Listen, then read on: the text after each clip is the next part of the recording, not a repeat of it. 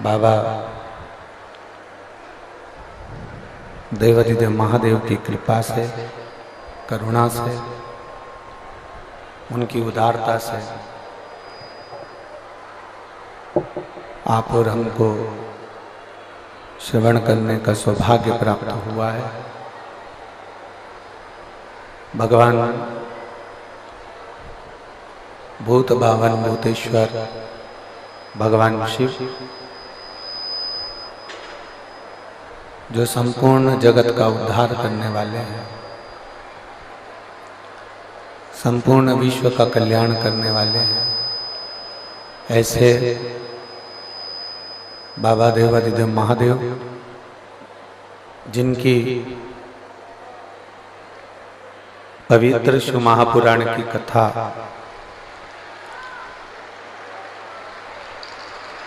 आप और हम श्रवण करने के लिए यहाँ विराजमान है। भगवान देवाधिदेव महादेव भगवान शिव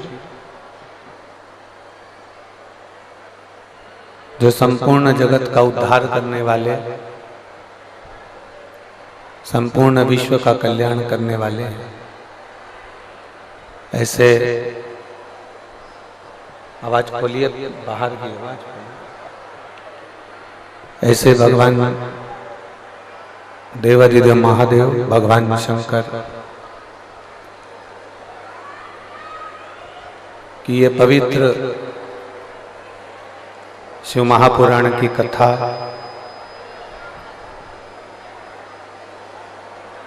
रेवाड़ी के इस पवित्र प्रांगण में, हरियाणा की पवित्र भूमि पर श्रवण करने का सौभाग्य प्राप्त हुआ है। बड़े भाग्यशाली हैं रेवाड़ी हरियाणा के सभी रहनिवासी जो इस पवित्र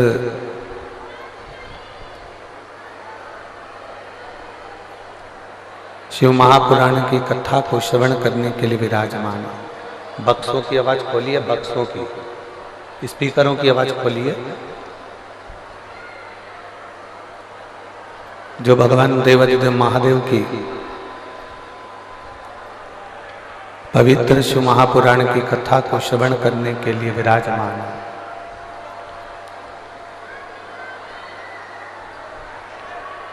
कथा के मुख्य यजमान श्री सुनील जी मूसेपुर, श्रीमती मंजू जी यादव, प्रेरणा स्त्रोत केंद्रीय मंत्री राव इंद्रजीत सिंह जी, आरती सिंह राव जी, एक बार यजमान परिवार के लिए जोरदार ताली बजाकर स्वागत, वंदन, अभिनंदन। जो इस पवित्र शिव महापुराण की कथा का लाभ ले रहे हैं और अपने जीवन को सार्थक बना रहे हैं।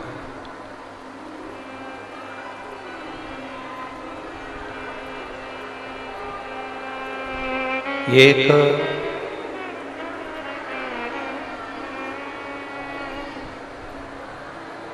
मनुष्य जीवन का एक सार्थक तत्व है, ये भगवान शंकर की पवित्र कथा।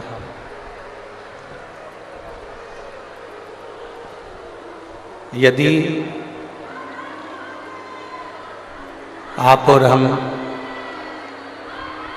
भगवान शिव की इस कथा को श्रवण करने के लिए विराजमान हैं, भगवान शंकर की इस पवित्र कथा को यदि आप और हम सुन रहे हैं,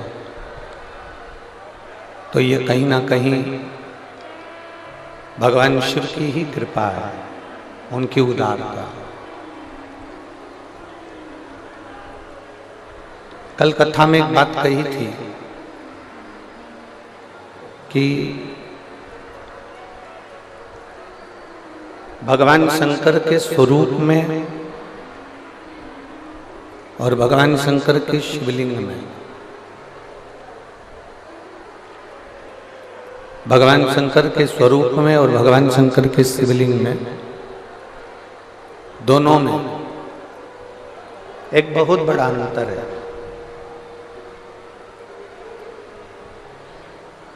दोनों में अंतर है, आवाज नहीं है यहां पर भी।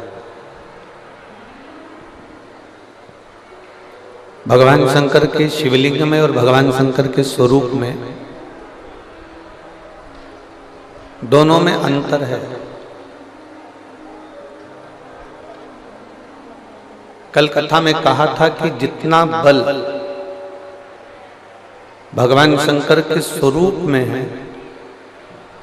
उससे 1000 गुना ज्यादा बल भगवान शंकर के शिवलिंग में है।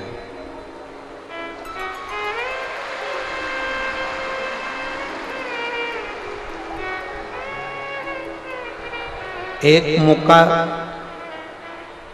अगर मानव देह में प्राप्त हो जाए, मनुष्य की देह में अगर एक बार अगर आपको मौका मिले कि मानव का शरीर मिला है, उस मानव के शरीर में शंकर भगवान की अविरल भक्ति को हमें धारण करना है।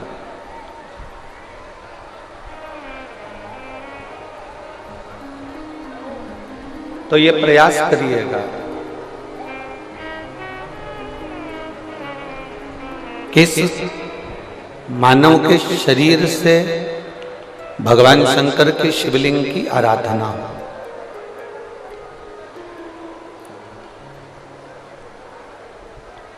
कई लोग कहते हैं क्या भगवान शंकर को हम पुकारते हैं तब भगवान शंकर हमारी सुनते हैं, तब भगवान देवादिदेव महादेव हमको श्रवण करते हैं। शिव कथा कहती है, भगवान शंकर का संवाद कहता है, शिव महापुराण का चरित्र कहता है।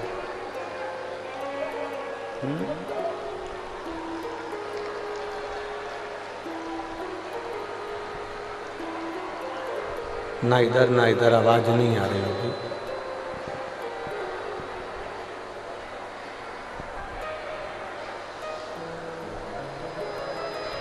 ये मानव का जो शरीर है, मानव का जो चरित्र है, एक बार यदि ये मनुष्य का शरीर मिला है, मानव की देह मिली है, मानव का जीवन मिला है, तो इस मानव की देह में, इस मानव के शरीर में एक बार भी यदि हम भगवान शंकर की अविरल भक्ति को प्राप्त कर लेते हैं, भगवान शंकर की अविरल भक्ति को हम कर लेते हैं, तो शिव महापुराण की कथा कहती है कि मानव का दूसरी बार फिर पृथ्वी पर जन्म नहीं होता, ये भगवान शंकर के कैलाश धाम पर जाकर विराजमान हो जाता है।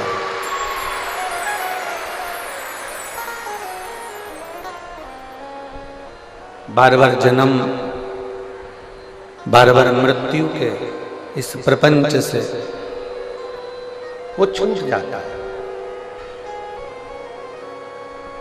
जगत गुरु शंकराचार्य जी ने भी अपनी वाणी में कहा है कि पुनरपि जननम पुनरपि मरणम के प्रपंच से छूटने के लिए शिव की भक्ति करना जरूरी है।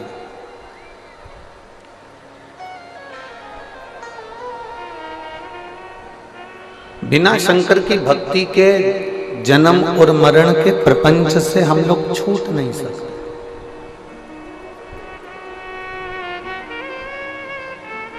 और मेरी जीजियों, रेवाड़ी की मेरी बहनों और मेरे जीजाओं, बेटियों, बेटाओं, मेरी माताओं, ना जाने कौन कौन से पुण्य कर कर हमने मानव का शरीर प्राप्त किया है, ना जाने कौन कौन से पुण्य कर कर हम ये मानव के शरीर में आए हैं, और मानव का शरीर मिलने के बाद ना जाने कौन कौन से पुण्य हमारे प्रबल हुए होंगे, तब जाकर हम रेवाड़ी में ये शिव महापुराण की कथा में विराजमान है।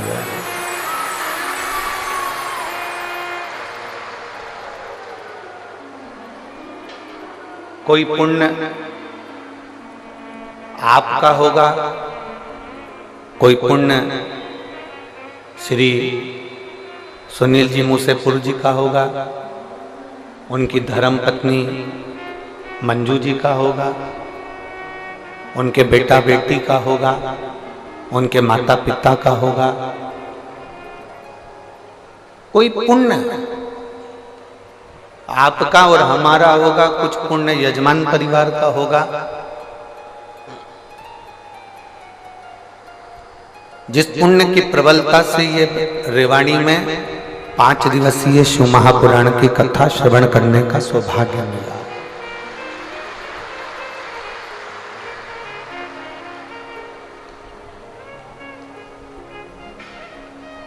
आप आ गए, बैठ गए, कथा श्रवण करने के लिए विराजमान हो गए।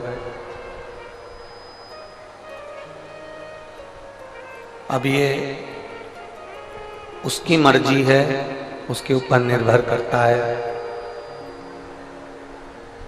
कि वो आपको क्या देकर भेजेगा, कितना देकर भेजेगा और क्या प्रदान कर कर भेजेगा, ये उसके ऊपर निर्भर करता है।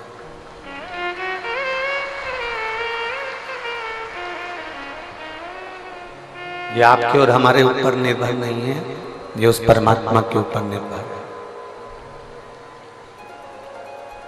और तेरी कृपा बिना न हिले एक भी अणु, लेते हैं श्वास तेरी कृपा से तनु तनु।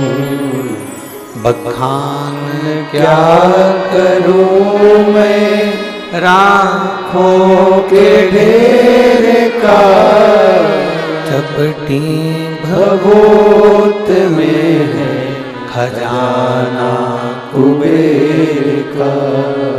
है गंगाहार मोती द्वार ओमकार तू, बोले ओमकार तू। आयो शक्ति धारी शंभु तार तार तू। ये उसकी मर्जी है, उसका मन है, उसके ऊपर निर्भर है कि वो हमको क्या देकर भेजे, क्या प्रदान कर कर भेजे। हमारा काम है केवल भगवान को पुकारना।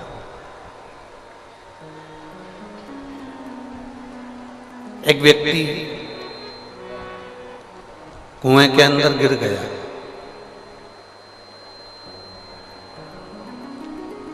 अब आसपास की जो दीवारें बड़ी चिकनी हो चुकी क्योंकि उसमें कई लगे।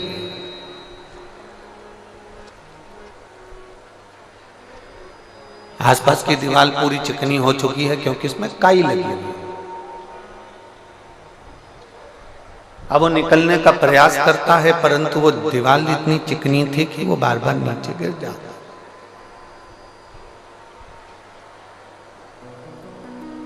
फिर थोड़ा सा ऊपर चढ़ने का प्रयास करता है, फिर नीचे गिर जाता। अब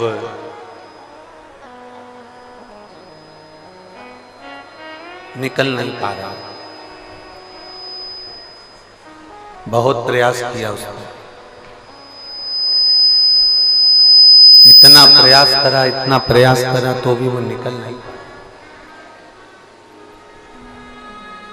अब समझदारी क्या उसमें समझदारी ये होना चाहिए कि जब वो काई से घिरी हुई दीवार को पकड़कर निकल नहीं पा रहा है, पानी की चिकनाहट के कारण निकल नहीं पा रहा है, तब उस व्यक्ति ने एक समझदारी करी कि चिल्लाना प्रारंभ कर। पुकारना प्रारंभ करा। और जब चिल्लाना प्रारंभ करा, पुकारना प्रारंभ करा, आवाज लगाना प्रारंभ करा, क्यों? क्योंकि उसको ये भान हो गया कि मैं निकल नहीं पा रहा हूं। अगर मैं पुकारूंगा, आवाज लगाऊंगा, चिल्लाऊंगा तो किसी के कानों में शब्द जाएगा, और शब्द गया तो कोई मुझे रस्सी फेंक कर निकाल देगा।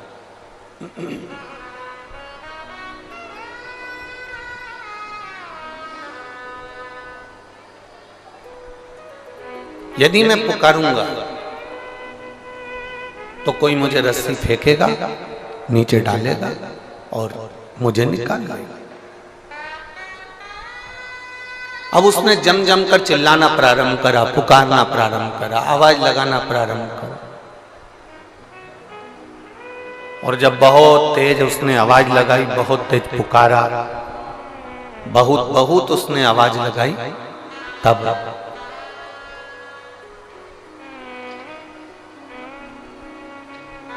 जैसे ही उसने पुकारना प्रारंभ करा,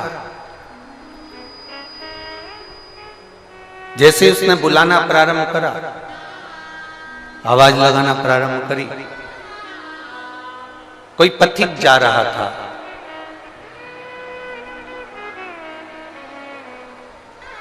एलईडियां चालू करिए, एलईडी वाले एलईडियां चालू करिए। कोई पथिक निकल कर जा रहा था, और जब पथिक निकल कर जा रहा था उसने रस्सी फेंकी, और रस्सी फेंककर उसको निकालना प्रारंभ। अब इस चरित्र से हमको सीखना, इस चरित्र से हमको कुछ ग्रहण करना, हमको सीखना।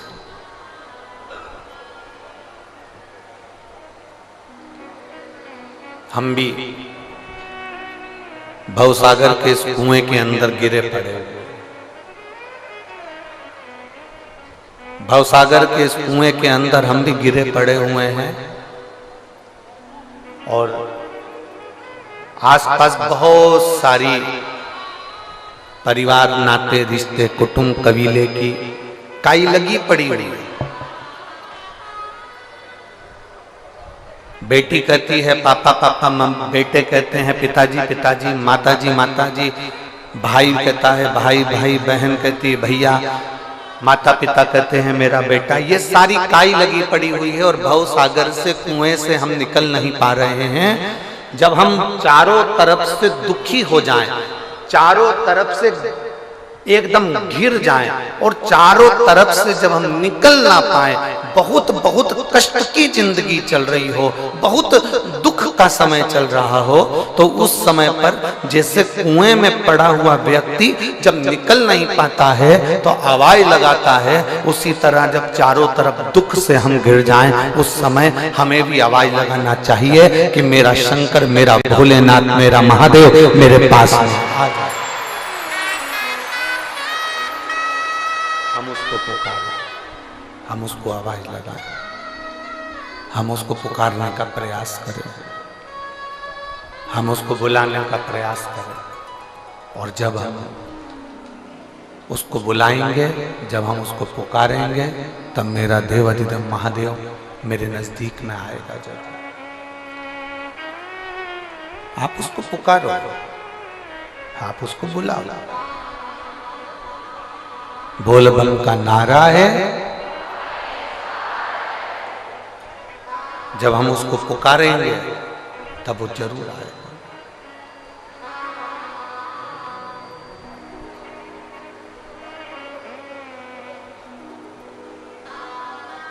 उसको पुकारने के लिए आपको कोई दिखावे की जरूरत नहीं है। शिव महापुराण की कथा कहती है, उसको पुकारने के लिए केवल तुमको एक निर्मल मन, निर्मल सोच, निर्मल बुद्धि, निर्मल चित्त चाहिए। वो तुम्हारे सम्मुख में होगा। जैसे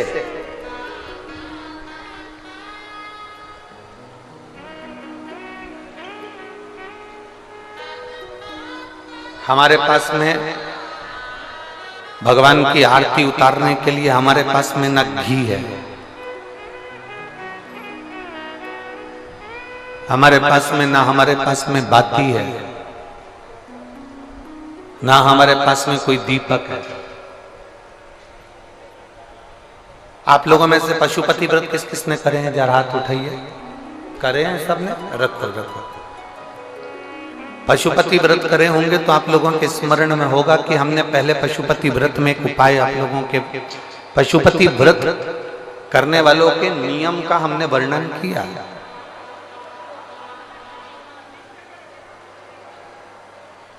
कितने दिए लेकर जाते हो आप लोग? जम के बोलो जरा। 6 दिए मंदिर में ले जाकर जमीन पर रख देते हो, रखते हो? कितने जलाते हो? 5 दिए जलने के बाद जो छठे नंबर का दिया है उसको वापिस जो बिना जला है उसको थाली में रख देते। इसके अलावा तो कोई दिया लेकर नहीं जाते। जम के बोलो जरा। नहीं। अब कोई ऐसा समझदार व्यक्ति ऐसा होता है कि वो क्या करता है कि इन्हीं 5 दिए को उठा लेता है और उससे भगवान शंकर की आरती उतार देता है। कोई ऐसा रहता है कि वो 6 दिए के अलावा 1 दिया या 1 बाती अलग से लेकर जाता है जो भगवान शंकर की आरती उतार देता है। शिव पुराण में पशुपति व्रत का नियम है, आप सुबह के समय पर जो पूजन करने की थाली लेकर गए हैं, सुबह के समय पर आप भगवान शंकर की जो पूजा की थाली लेकर गए हैं, उस पूजा की थाली में सुबह के समय पर आप भगवान को लगाने के लिए दिया लेकर जाओ, मना नहीं है। सुबह के समय पर आप भगवान शंकर को दूध चढ़ाओ, जल चढ़ाओ, अभिषेक करो, पूजन करो, अर्चना करो, मना नहीं है। सुबह के समय तुम महादेव की दिए से आरती उतार दो, मना नहीं है। पर शाम के समय पर जो 6 दिए हैं, 6 दिए के बाद में 7वें नंबर की कोई बाती आरती की थाली में नहीं जाती।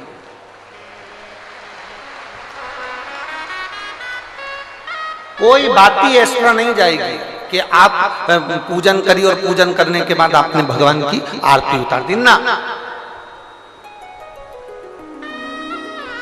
शिव महापुराण में तो यहाँ तक नियम है कि आप जो प्रसाद बनाते हो ना, जो आप खीर बनाए या आपने सीरा बनाया, हलवा बनाया, मीठा चावल बनाया, या आपने मीठा सीरा बना लिया, खीर बना ली, कोई सामग्री मीठी बना ली, तो शिव महापुराण तो यहाँ तक कहती है कि आपने जितना सामान कढ़ाई में बनाया है, आपने जितना सामान अपनी कढ़ाई के अंदर बनाया है, उतना सामान पूरा की पूरा ही आपको मंदिर लेकर जाना है। घर के अंदर आदत छोड़ना नहीं है।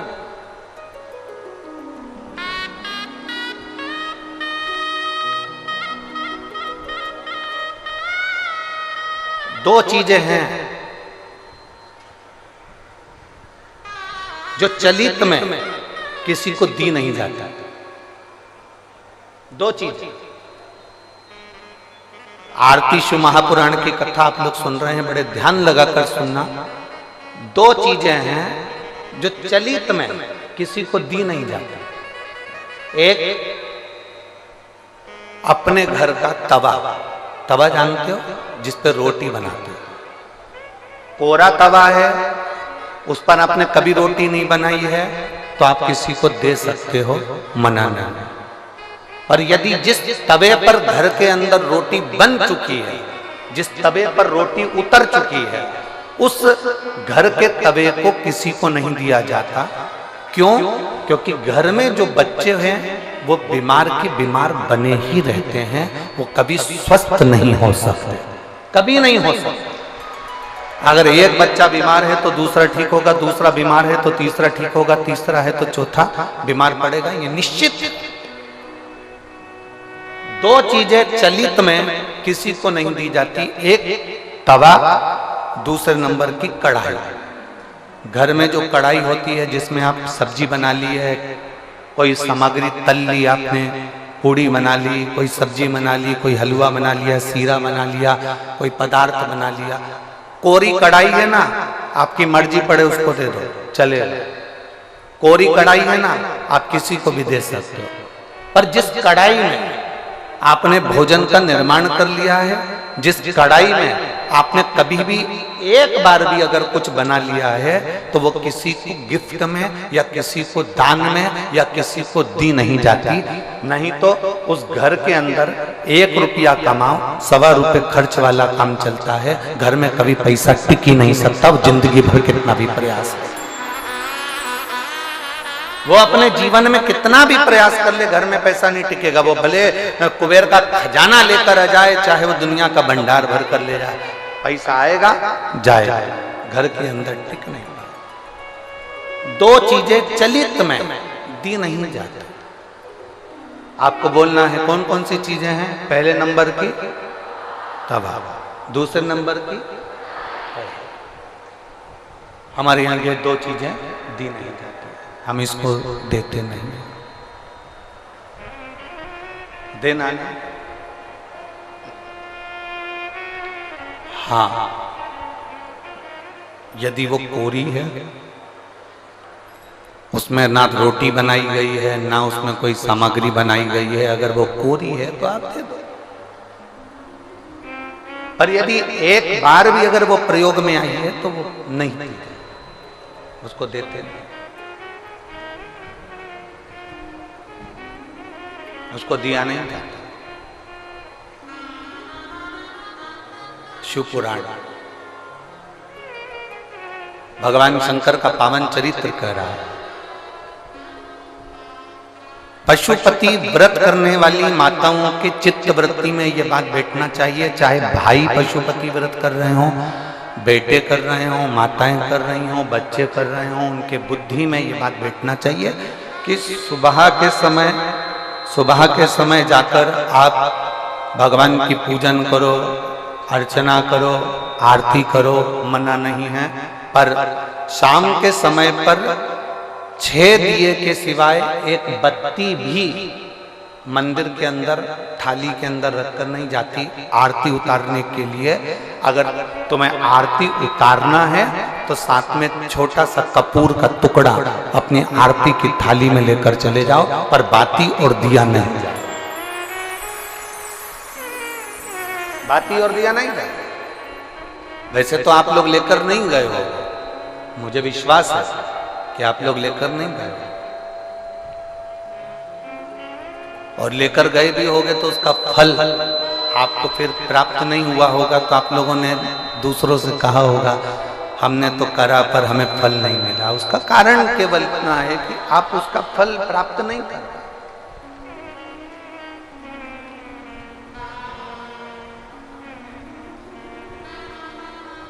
और शंभु शरणे पड़ी मांगू घड़ी रे घड़ी, दुख काटो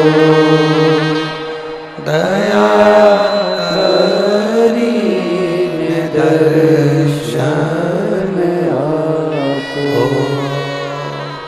शंभु शरण पड़ी मांगू घड़ी रे घड़ी, दुख काटो दया करी दर्शन आपो। पशुपति व्रत के अंदर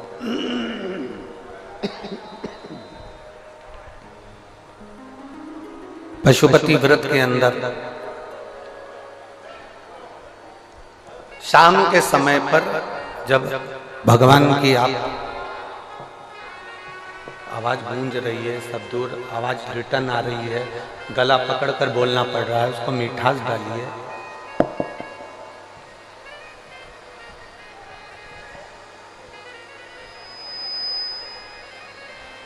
पशुपति व्रत के अंतर्गत शाम के समय पर भगवान की आरती उतारने के लिए दिया नहीं जाता।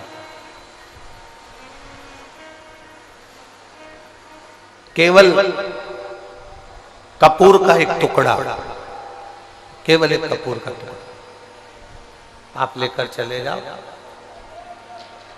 और वो भी शिव महापुराण की कथा कहती है, भगवान शंकर का चरित्र कथा है। शिव पुराण कहती है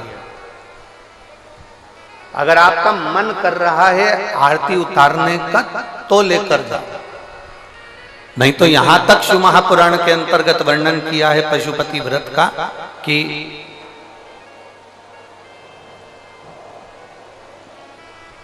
एक बेलपत्री को हाथ के अंदर लेकर अपने हृदय से उसका स्मरण कर कर शंकर भगवान को अर्ध घुमाकर, कैसा घुमाना है?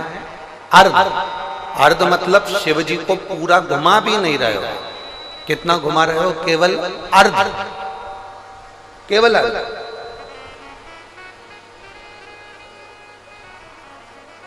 शिव जी को केवल अर्ध घुमाकर आप अगर अपने हृदय से शंकर भगवान को वो बेलपत्र समर्पित करते हो तो शिव उसको आरती के स्वरूप में स्वीकार कर लेता है। यहां तक शिव पुराण कहता है।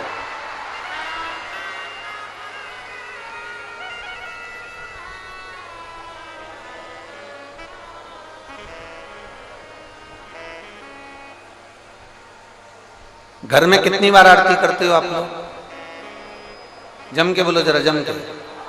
2 बार, एक सुबह एक शाम।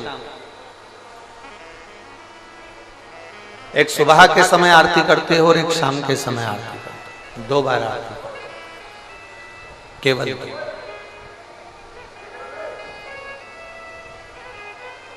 अब 2 बार आरती करने में आप भगवान शंकर को, भगवान गणेश जी को, माता पार्वती जी को, दुर्गा भवानी को, भगवान शालिग्राम जी को, भगवान लड्डू गोपाल जी को, तुम्हारे घर में जिस जगह पर तुम भगवान की आरती करते हो उस जगह पर सारे देवता विराजमान हैं। किसी किसी का घर ऐसा होगा जहां पर सब देवता नहीं होंगे, फिर भी 2-4 तो होंगे।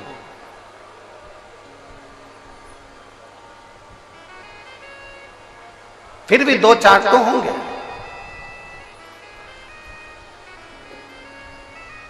जिस घर के अंदर सारे देवता विराजमान हैं, सभी देवी देवता जिसके घर के अंदर विराजमान हैं, आप प्रयास करा करो, प्रयास करना।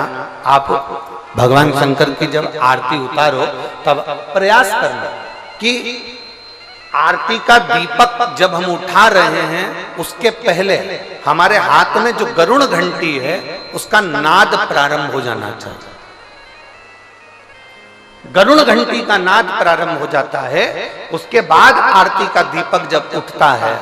घर के अंदर की बात है, बाहर मंदिर की हम बात नहीं कर रहे हैं, हम घर के अंदर की बात कर रहे हैं। जब घर में सारे देवता जहां पर विराजमान हो, देवी भी है, देवता भी है, कुल देवता भी हैं, पितर देवता भी हैं, ये देवता भी हैं, वो देवता भी हैं, सारे देवी देवता जब वहां विराजमान है तब उस जगह पर आपको एक क्रम करना है कि घंटी का नाद पहले करना।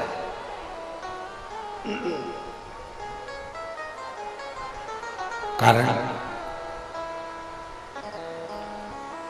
अगर किसी मंदिर के अंदर केवल एक देवता है, किसी मंदिर के अंदर केवल एक देवता है तो आप डायरेक्ट आरती उठाइए, घंटी बजाइए और चालू हो जाइए। पर घर के अंदर अगर सारे देवता विराजमान हैं, गणेश जी बैठे हैं, देवी जी बैठी है, पितृदेव बैठे हैं, गरुण देव बैठे हैं, वरुण देव बैठे हैं, सारे देवता देवी देवता उस मंदिर के अंदर बैठे हैं, तो आपको पहले गरुड़ की घंटी का नाद करना चाहिए। उसका कारण ये होता है कि जितने देवी देवता हैं, घंटी की आवाज सुनते से ही उन देवताओं की दृष्टि हमारे ऊपर पड़ जाती है और हम जब दीप उठाते हैं, आरती निहारना प्रारंभ करते हैं तो देवता हमको वर प्रदान करना प्रारंभ कर देते हैं। वो देवता हमें वर प्रदान करना प्रारंभ कर देते हैं।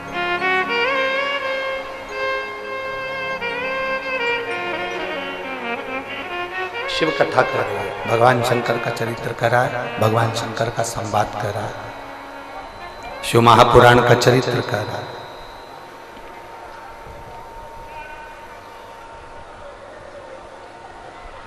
पशुपति व्रत करने वाले को 2 नियम सबसे पक्के रखना चाहिए।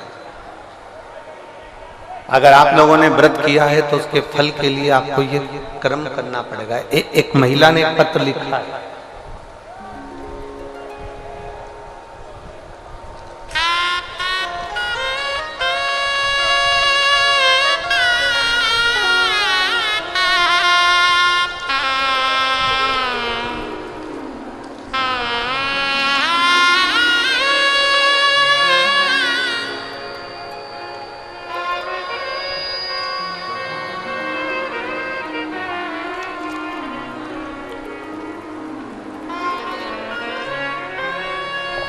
मैं लता गिरी, धर्मपत्नी धर्मेंद्र गिरी, उत्तम नगर, नई दिल्ली। मोबाइल नंबर मेरा ये है। कहीं बैठी हो तो हाथ हिला सकती हैं। हाँ ठीक है, ठीक है। बच्चे लाए हो साथ में? दोनों बच्चे हैं? कैमरे वाले एक और दिखाओ। दो ही बच्चे? हाँ लिया लिया लिया दोनों बच्चे।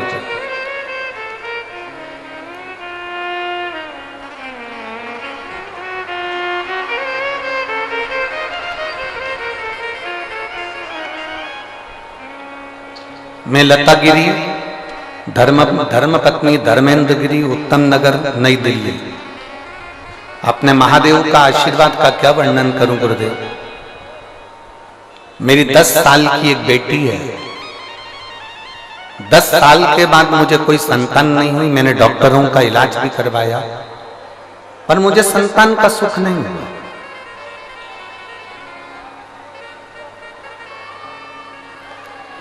अगर मेरा गर्भ ठेरता भी तो 50 से 60 दिन में मेरे बच्चे गिर जाते, मेरा गर्भ समाप्त हो जाता। 10 साल तक मुझे औलाद नहीं हुई। तब डॉक्टर ने मुझे कहा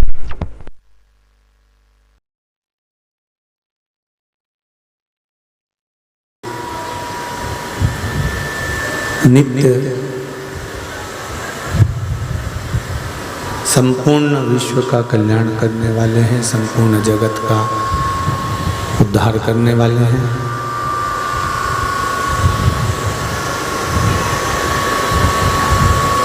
नित्य जीवन का एक आनंद प्रदान करने वाले हैं। ऐसे भगवान देवाधिदेव महादेव भगवान शिव हिंगोली महाराष्ट्र के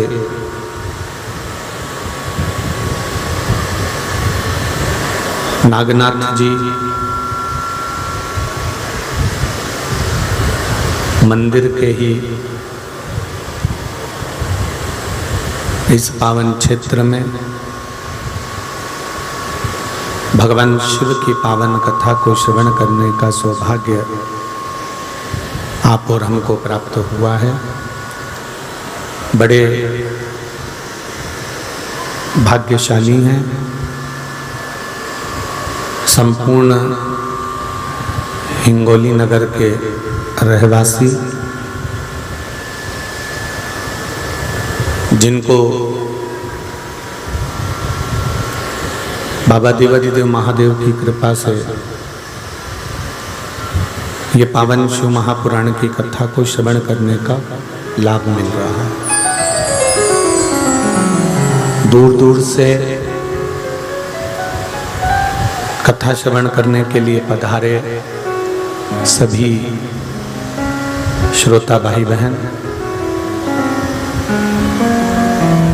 जो हिंगोली की इस हल्दी कपास की मंडी में कथा को श्रवण करने के लिए विराजमान है। कथा के मुख्य यजमान स्वर्गीय श्री दुर्गा प्रसाद जी अग्रवाल गांजापुर वाले, जिनकी स्मृति में उनकी धर्म पत्नी श्रीमती पत्नी चंदा जी अग्रवाल, पुत्र श्री निकुंज जी अग्रवाल, पत्नी श्रीमती आंचल जी अग्रवाल द्वारा ये पावन शिव महापुराण की कथा को आयोजित किया गया है, जिसमें प्रतिदिन के दैनिक यजमान श्री ओम प्रकाश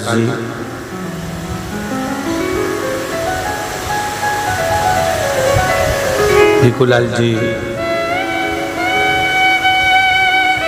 सो गीता देवी, ओम प्रकाश जी भारुका, श्री दीपक श्री वास जी निमोदिया, स्वर्गीय पुष्पलता एवं माधवराज जी टेहरे, इनकी स्मृति में श्री किरण माधवराव जी टेहरे दिन की यजमान के रूप में विराजमान होकर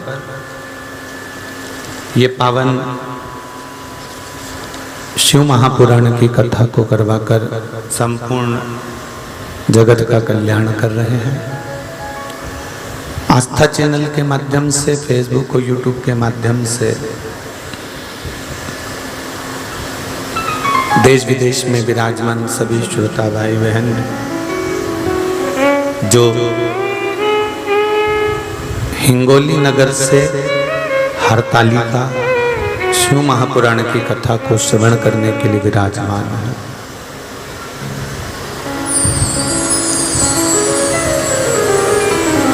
बड़ी मुश्किल से मिलती है शिव महापुराण की कथा, बड़ी मुश्किल से प्राप्त होती है। वो तो कुछ पुण्य हमारे जीवन के, कुछ पुण्य हमारे जीवन के होते हैं, तब जाकर भगवान की अविरल भक्ति और मुक्ति को देने की कथा सुनने का कुछ समय हमको मिल पाता है।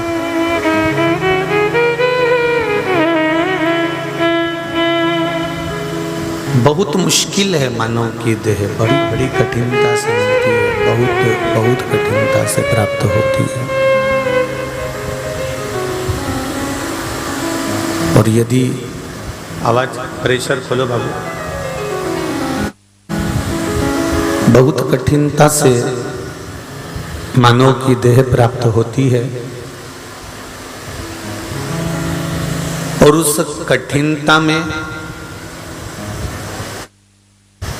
मानव की देह को प्राप्त करने के बाद भजन किया जाए, स्मरण किया जाए, मंत्र जाप किया जाए, नाम जाप किया जाए, तो उस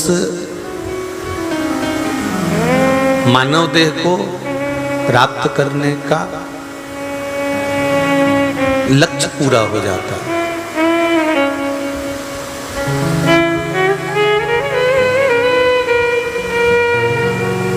हम परमात्मा के मंदिर में, हम भगवान के मंदिर में, हम शिव के मंदिर में, हम शिवालय में, हम भगवान शंकर, आवाज प्रेशर ही नहीं आ रहा है, प्रेशर शंभू, हम शिव के मंदिर में, भगवान के मंदिर में, देवालय में जब भी जाते हैं नमन करने के लिए, भगवान को प्रार्थना करने के लिए या भगवान से विनती करने के लिए, तब हमारे भीतर ये भाव प्रकट होना चाहिए कि हमें परमात्मा को प्राप्त करना है, परमात्मा हमारे हो जाए और हम परमात्मा के हो जाए, और कुछ दूसरा हमें प्राप्त करना ही नहीं है, और कुछ दूसरा हमें चाहिए ही नहीं। कैसे भी एक बार परमात्मा की अविरल भक्ति हमें प्राप्त हो जाए, परमात्मा की अविरल भक्ति हमें मिल जाए, किसी भी रूप में मिले और कैसे भी प्राप्त हो, किस तरह से भी वो मिल जाए, पर मिले।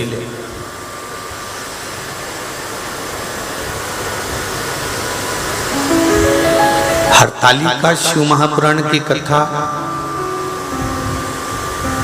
ऐसी कोई माता नहीं होती जो सावन की, भादों की तीज का व्रत नहीं करती होगी। अगर वो हरतालिका नहीं करती होगी तो हरियाली तीज करती होगी, हरियाली तीज नहीं करती होगी तो सातुड़ी तीज करती होगी।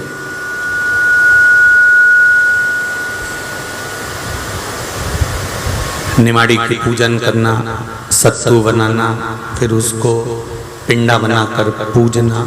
अगर मान लो कि उसने अगर हरियाली तीज नहीं करी तो वो सातुड़ी तीज करेगी। और यदि वो सातुड़ी तीज नहीं करी तो फिर ये जो भादों की शुक्ल पक्ष की जो तीज आती है हरतालिका, ये करेगी।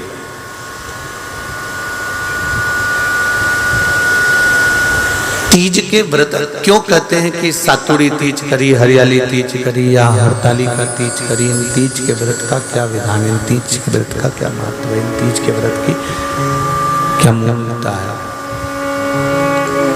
इसकी क्या महत्वता है?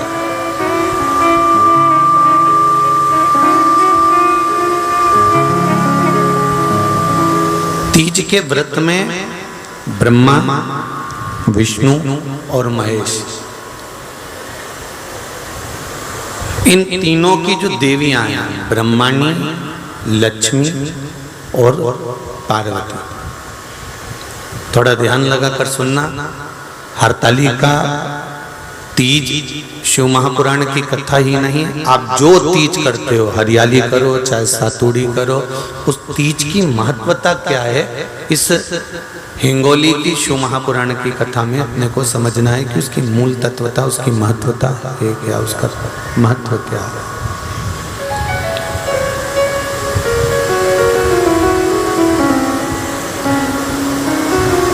भगवान ब्रह्मा, भगवान विष्णु और भगवान शिव, इन तीनों की जो अर्धांगिनियां, ब्रह्माणी, लक्ष्मी और पार्वती, इन तीनों ने तप कर कर, साधना कर कर ब्रह्मदेव को, भगवान विष्णु को और भगवान शंकर को प्राप्त किया। और तीनों ने प्राप्त कर कर तीनों देवताओं से वर मांगा कि वर हमको ऐसा दीजिए कि हमारे तप साधना का फल नारी को तीज के दिन प्राप्त हो जाए। अब देखिए जरा, एक ही व्रत से, एक ही उपवास से उसको संपूर्ण तप साधना का फल प्राप्त हो रहा है, संपूर्ण तप साधना का फल उसको मिल रहा है, मात्र एक व्रत से। केवल एक व्रत कर रहे हैं और संपूर्ण तप साधना का फल उसको प्राप्त हो रहा है। ऐसा कोई व्रत, ऐसी कोई साधना, ऐसा कोई शंभो शरण पड़ी मांगो घड़ी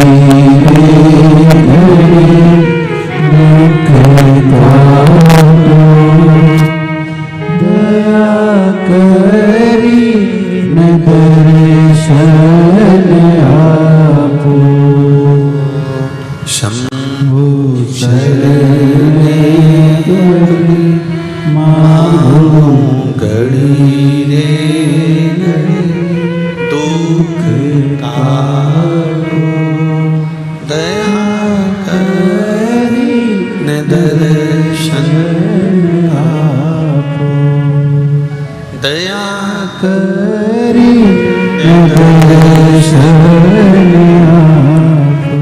तो ब्रह्माणी ने ब्रह्मदेव से मांगा, लक्ष्मी जी ने भगवान विष्णु से मांगा, पार्वती जी ने भगवान शिव से मांगा कि ऐसा वर दे दीजिए जिस वर से एक ही व्रत करने से संपूर्ण फल की प्राप्ति हो जाए, संपूर्ण फल मिल जाए। ऐसा एक व्रत का फल दे दीजिए, मात्र एक व्रत का। अब देखिए, हरियाली तीज करने वाली माताएं थोड़ा ध्यान से सुनना।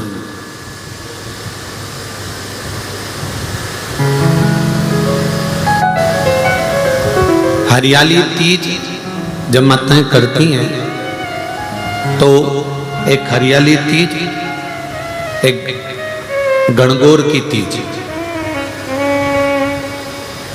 ये 2 तीज के व्रत ऐसे होते हैं जिसमें जब माताएं करती हैं तो उस समय पर उमा, ब्रह्मणी और लक्ष्मी, इन तीनों की आराधना का फल उसको केवल एक व्रत से प्राप्त हो जाता है। अब देखिए दूसरा सातुड़ी तीज।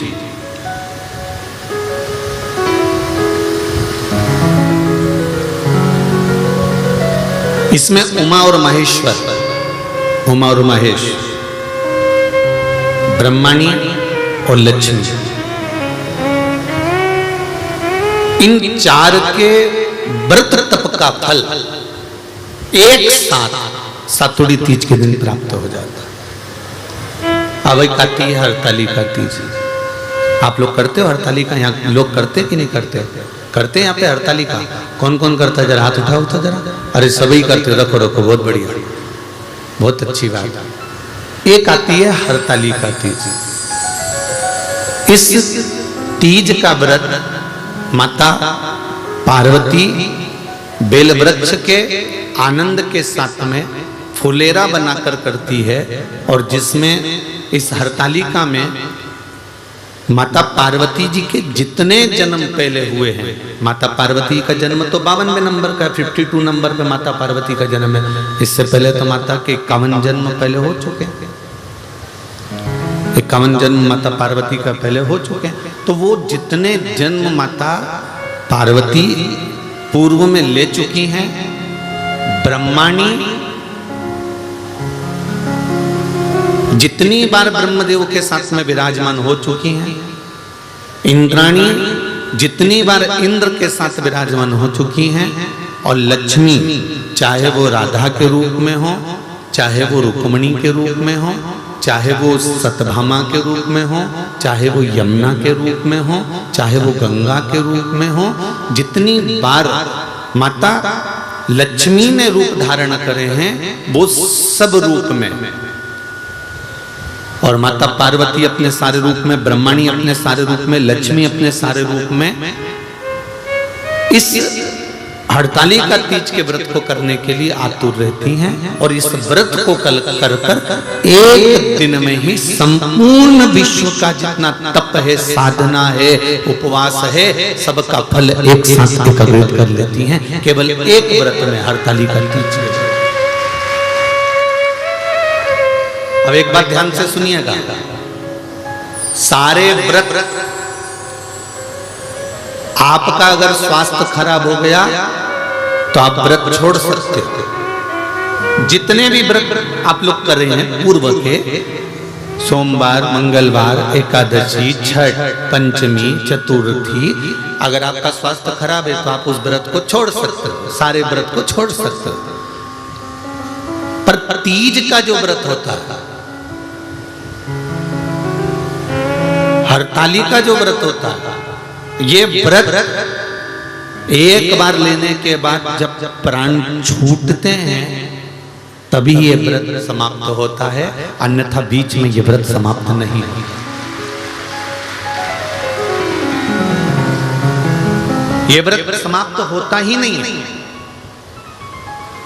अगर शरीर से नहीं बनता कि अब हमारी अवस्था हो गई, अब शरीर से नहीं बन रहा है, तो भले एक पहर की पूजन कर कर, एक पहर का नियम धारण कर कर, एक पहर का स्मरण कर कर, एक पहर का पूजन कर धारण करो, और उसके बाद में भले आप थोड़ा सा जो भी आपको लेना है वो कर लो, पर इस व्रत को करना ही पड़ता है। इस व्रत का नियम ही यही है, इस व्रत की नियमता ही यही है।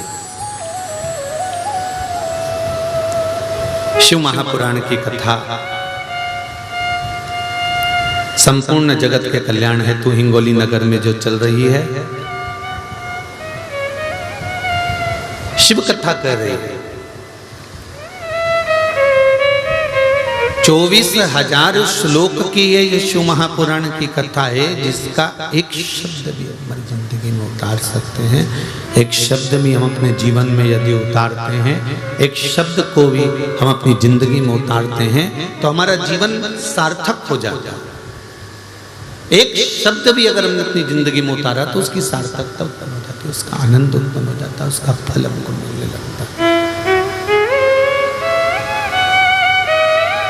महाराज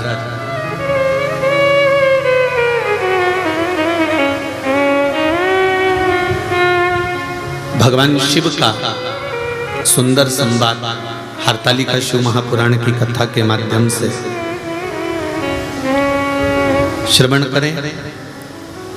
बड़े आनंद के साथ में इस व्रत की महत्वता को श्रवण करें।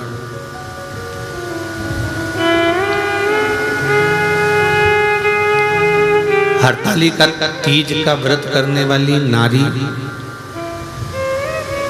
जब प्राण छोड़ती है तो उसकी क्या गति होती है, कहां वो जाती है, किस लोक में उसका स्थान होता है। हरतालिका तीज का व्रत जो नहीं करती और भूल से भी फुलेरा का दर्शन करना, फुलेरा जानते हो ना आप लोग, जिस दिन जहां हरतालिका तीज बनती है, केले के पत्ते के ऊपर जहाँ शिवलिंग बनता है उसके ऊपर जो फूल की मालाएं लटकाई जाती है या झूमर या पत्ते लटकाए जाते हैं, उसका मात्र दर्शन वो व्रत नहीं भी कर रही है, उसका उपवास नहीं है, उसकी व्रत नहीं है, उसने व्रत नहीं उठाया, उसने उपवास नहीं उठाया ना उसने व्रत उठाया।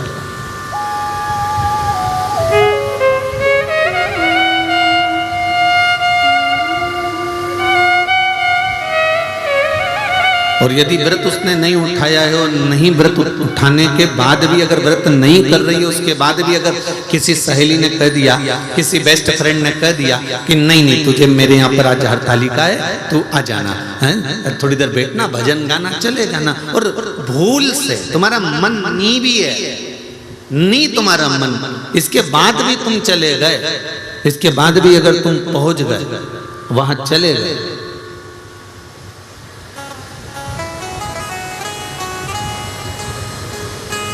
और केवल हरतालिका तीज के उस फुलेरे का दर्शन कर लिया, नहीं है व्रत, और उस फुलेरे का दर्शन कर लिया, तो महाराज शिव महापुराण की कथा, स्कंद पुराण की कथा बड़ा सुंदर वर्णन करती है कि हजारों हजार 16 सोमवार संकट सोमवार का जो पुण्य होता है मात्र हरतालिका तीज के फुलेरे का दर्शन करके जीव को प्राप्त हो जाता है। केवल एक फुलेरे का दर्शन कर, शंभु शंभु, केवल एक फुलेरे का दर्शन कर प्राप्त हो जाता है।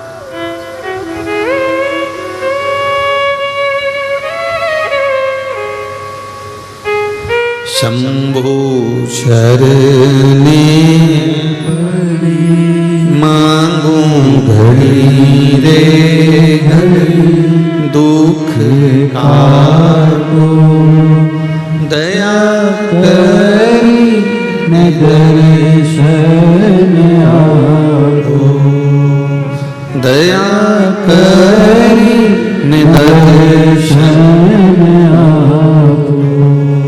शंभु शरणे मांगू घड़ी रे घड़ी दुख काटो, दया करी निदर्शन आपो।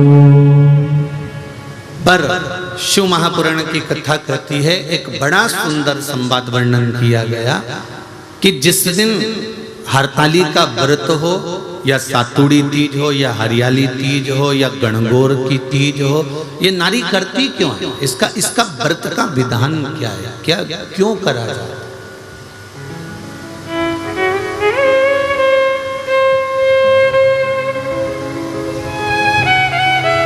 तो कहा ये अखंड सौभाग्य को देने के लिए करते। किस चीज के लिए है, जम के बोलो जरा, अखंड सौभाग्य के लिए। अब एक प्रश्न मन में खड़ा हो जाता है।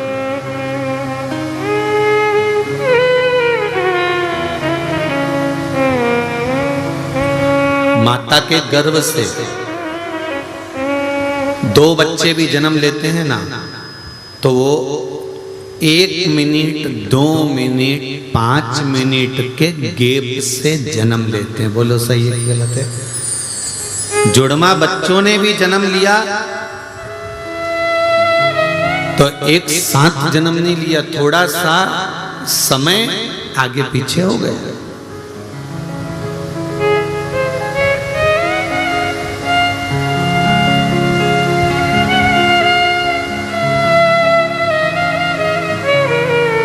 जब स्त्री और पुरुष का विवाह होता है,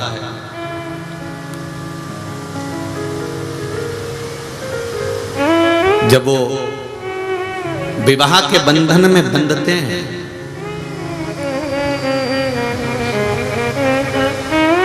उस बंधन में कोई ये जरूरी नहीं है कि दोनों साथ ही जा रहे हैं। ध्यान देना, बहुत विशेषता का यह संवाद है। पर नारी की एक अभिलाषा रहती है, स्त्री की एक अभिलाषा,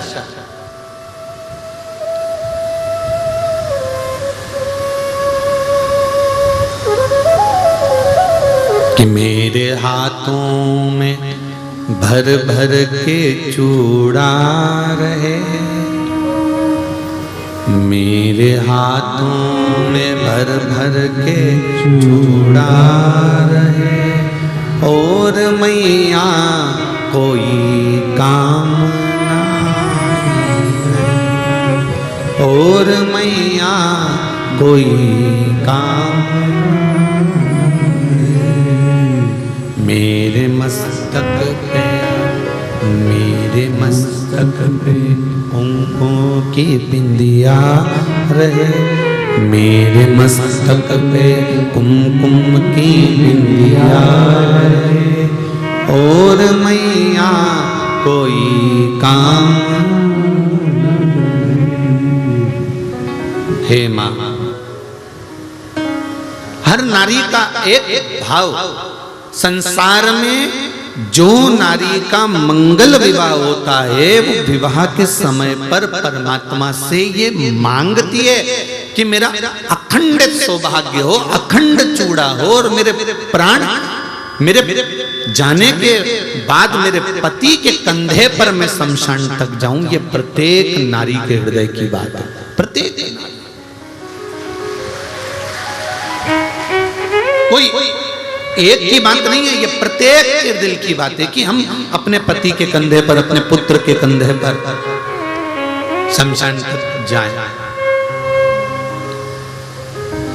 अब कई बार बड़ा दिक्कत खड़ी हो जाती है, जब मान लो इतना तुमने भगवान से मांगा, इतना तप करा, इतनी साधना करी, इतना व्रत करा, इतना उपास करा, इतना इतना नियम धारण करा, उसके बाद भी अगर कोई घटना हो जाती है, कोई जीव चला जाता है, तो स्त्री को यह सोचने में आता है कि मैंने तो भगवान की इतनी पूजन करी थी, इतनी अर्चना करी थी, इतना व्रत करा था, अब मुझे तो कुछ करना ही नहीं है, अब तो मैं करूंगी नहीं, अब तो मैं ये हरतालिका व्रत भी मैं छोड़ दूंगी और ये हो जाएगा। पर शिव महापुराण का संवाद तो सुनो।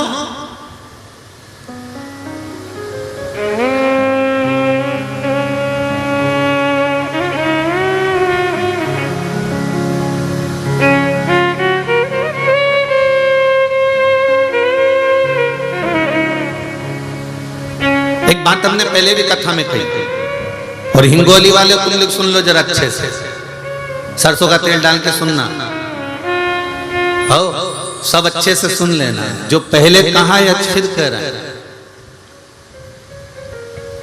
भगवान नहीं सुन रहा ना, फिर भी उसके मंदिर जाते रहो।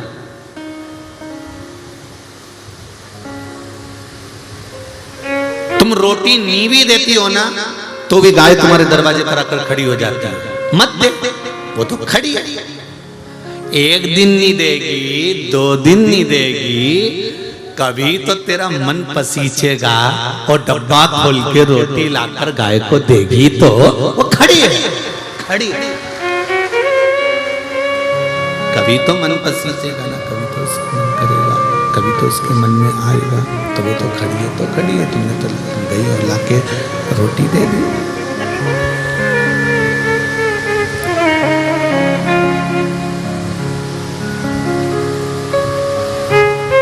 अब जो होना था हो गया, घटना तक घट गया। परशु महापुराण की कथा कर रही है, व्रत नहीं छोड़ना, व्रत हरतालिका का करते रहना। क्या होगा उससे, क्या फल मिलेगा उससे?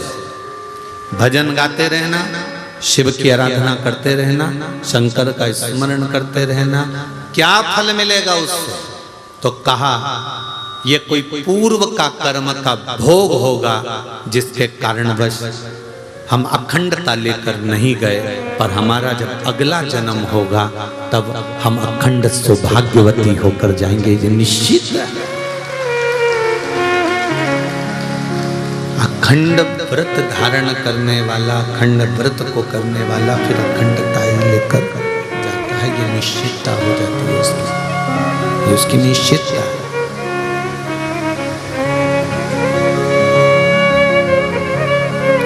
करते रहो व्रत, करते रहो साधना, करते रहो उपवास।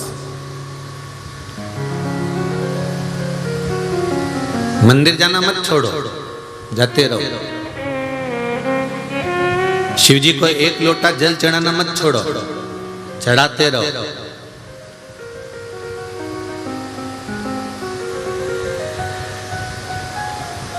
मध्य प्रदेश में बहुत पानी गिर रहा है, हिमाचल में गिर रहा है, उत्तरांचल में गिर रहा है, उत्तराखंड में गिर रहा है, उत्तर प्रदेश में गिर रहा है, गुजरात में खूब पानी है। बहुत सारे मैसेज आए, लोगों ने कहा गुरुजी पानी बहुत गिर रहा है, अब कुछ ऐसी व्यवस्था बताओ कि पानी थोड़ा सा कम हो जाए। हमने कहा सारी समस्या का हल तो कहे वो 2 लोटा जल का ही तो कमाल है जो इतना गिर रहा है, जो इसका चढ़ाया है उसी का तो गिर रहा है। और फिर कह रहे हो कि 1 लोटा। जाते रहो, निवेदन करते रहो, प्रार्थना करते रहो, सुनेगा। तुमने कहा जल चढ़ाने से जल बंद हो जाएगा क्या?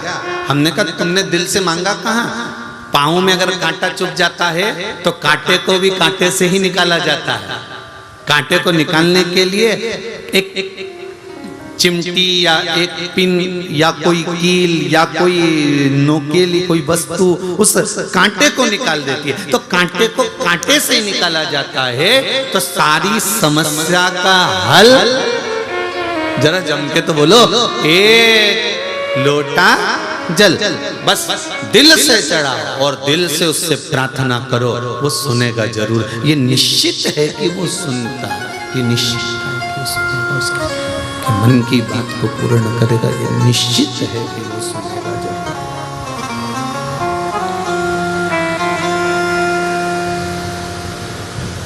सुनेगा वो, ये निश्चित है। महाराज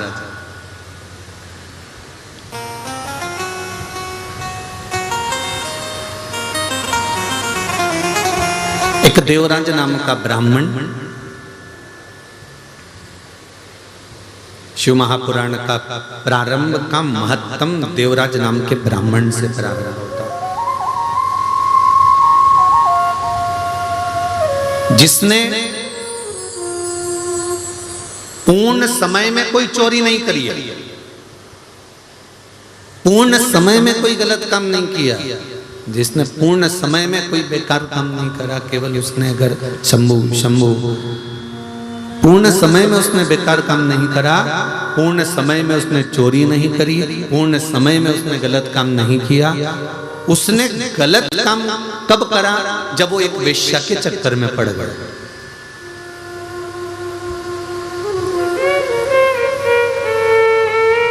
एक वेश्या का संग मिल गया और उस वेश्या का जो संग था वो वेश्या के संग ने इसको पकड़ रखा था। उसकी आसक्ति, काम, तृष्णा, उसने इसको खींच रखा था। और उस आसक्ति के कारण, उस काम के कारण, उस तृष्णा के कारण वैश्या ने एक बार इससे कह दिया कि मुझे रानी के गले का हार चाहिए। तो ये हार चुराने के लिए गया और चोरी कर कर लेकर आया। तो राजा को मालूम पड़ गया, उसने दूतों को भेज दिया। ये भागता भागता शिव मंदिर में पहुंच गया। आप देखिए, जब तक ये वेश्या के संग में नहीं था, ये वेश्या के संग में नहीं आया था, वेश्या से इसका संबंध नहीं जुड़ा था, तब तक ये जितना कमा रहा था परिवार अच्छे से चला रहा था, जितना ला रहा था उससे इसका परिवार चल रहा था, जितना इकट्ठा कर रहा था उससे इसका पूरा परिवार आराम से चल रहा था। परिवार में कोई तकलीफ नहीं थी।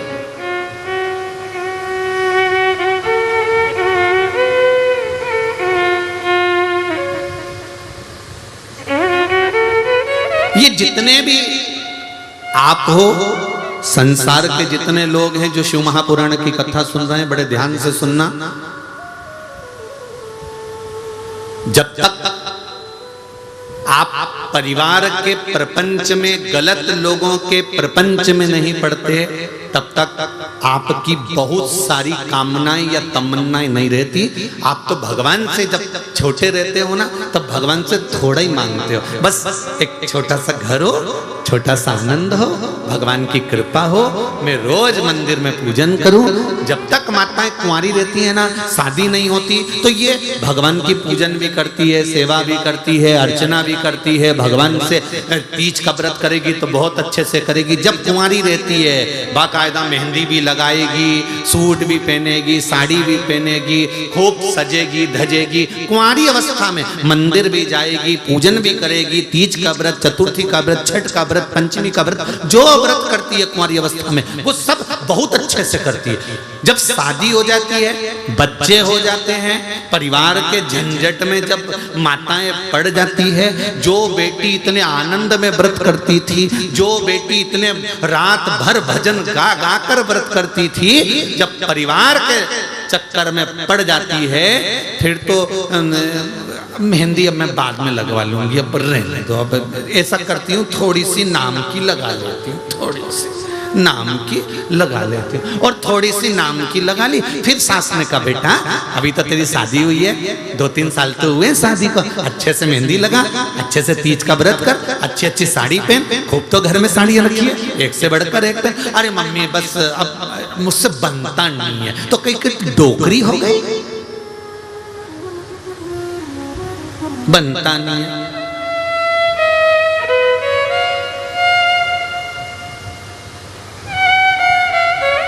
ये किसी एक के साथ नहीं, सबके साथ है। जब गाड़ी नहीं थी, 4 व्हीलर नहीं थी, तब नागनाथ भगवान से ओड़ा नागनाथ में जाकर, परली बैजनाथ में जाकर, त्र्यंबकेश्वर जाकर भगवान को विनती कर कर कर आए थे, बाबा बस एक 4 व्हीलर गाड़ी आ जाए, फिर तो जब 15 दिन में, 8 दिन में, 10 दिन में मैं दर्शन करने आ जाऊंगा। भगवान ने कहा चलो प्रैक्टिकल कर लेते हैं। भगवान ने इसको एक 4 व्हीलर गाड़ी दे दी। अब इतना मोजी राम हो गया, सब दूर जाने के लिए गाड़ी है, पर भगवान के धाम जाने के लिए गाड़ी कभी तैयार नहीं होती। जब तैयार करे तब कैंसिल। भगवान भी कह रहे थे, इसीलिए नहीं दे रहा था, इसीलिए नहीं दे रहा था। जब तक शादी नहीं हुई, भगवान हरतालिका तीज का व्रत, मम्मी मैं सब तैयारी कर दूंगी। ऑफिस से आएगी, कुंवारी है, ऑफिस से आकर भी तैयारी कर लेगी, खूब आराम से श्रृंगार विंगार करेगी, खूब बड़े प्रेम से, शादी नहीं हुई उससे पहले खूब तैयारी, ढोलक बजा बजा के भजन कीर्तन सब करेगी। आसपास में माताओं को भी खिलाएगी, भाभी आना, काकी आना, हमारे यहाँ तीज का व्रत है, हमारे यहाँ तीज का व्रत है, हमारे यहाँ हरतालिका तीज का व्रत है, हमारे यहाँ फुलेरा बनेगा, हमारे यहाँ शंकर जी की पूजन, सबको खिलाई। और शादी होने के बाद में अब 4 बार 5 बार सास कह रही है बेटा अब तो उठ जा, कर ले कुछ थोड़ा बहुत तैयारी कर ले पूजन की। अब तो ऐसा मन उचिष्ट हो गया कि वो कहते हैं ना कि भगवान, कई लोग हमसे कहते हैं कि गुरुजी आप इतना कहते हो कि भगवान का भजन करो, भगवान का भजन करो, तो भगवान प्रकट क्यों नहीं होते? भगवान की कथा कह रही है कि गाड़ी मांगी थी, गाड़ी दे दी, गाड़ी आने के बाद गाड़ी की कीमत घट गई। फ्रिज नहीं था घर में, रोज प्राण खाए पति के, फ्रिज ला दो, फ्रिज ला दो, फ्रिज ला दो। जिस दिन से फ्रिज आया एक बार अच्छे से सफाई नहीं करी, वो फ्रिज कचरे जैसा अंदर से हो रहा। वॉशिंग मशीन ला दो, वॉशिंग मशीन ला दो, जब तक वॉशिंग मशीन नहीं आई तो उसकी कीमत इतनी थी। वॉशिंग मशीन आ जाए, वॉशिंग मशीन आ जाए, वॉशिंग मशीन आने के बाद ऐसी है कि वो में चूहा भरा दिया महाराज। बोलो सही है कि गलत है? नहीं, थोड़ा बुरा लगेगा, हिंगोली वालों थोड़ा सा लग सकता है, और लग जाए तो लग जाए। हल्दी की मंडी में कथा चल रही है, बेच देना, उसमें कौन सी दिक्कत है? तो उसमें टेंशन वेंशन नहीं लेना अपने को, अपन तो कथा कल मस्त। जब तक जो चीज नहीं मिलती उसकी कीमत होती है, जो चीज मिल जाती है उसकी कीमत खत्म हो जाती है। मकान छोटा था, बड़ा हो जाए, बस बड़ा हो जाए, बड़ा हो गया। हमेशा कहती थी छोटे से मकान में कहाँ तो कपड़े सुखाऊं, कहाँ जाऊं, छत बड़ी हो तो घूमने जाऊं। भगवान ने 2-3 मंजिल का मकान दे दिया। अब जिस दिन मुहूर्त हुआ था, पंडित जी ने एक बार ऊपर ले जाके पूजन कराई थी, 1-2 बार टेरिस गार्डन में घूमने गई थी। उसके बाद अभी तक नहीं मालूम कि ऊपर क्या क्या पड़ा हुआ है। उस दिन के बाद नी चढ़ी, और चढ़ी तो इतनी ऊपर चढ़ गई कि नीचे ही नहीं आई कभी, इतनी चढ़ी। बताओ,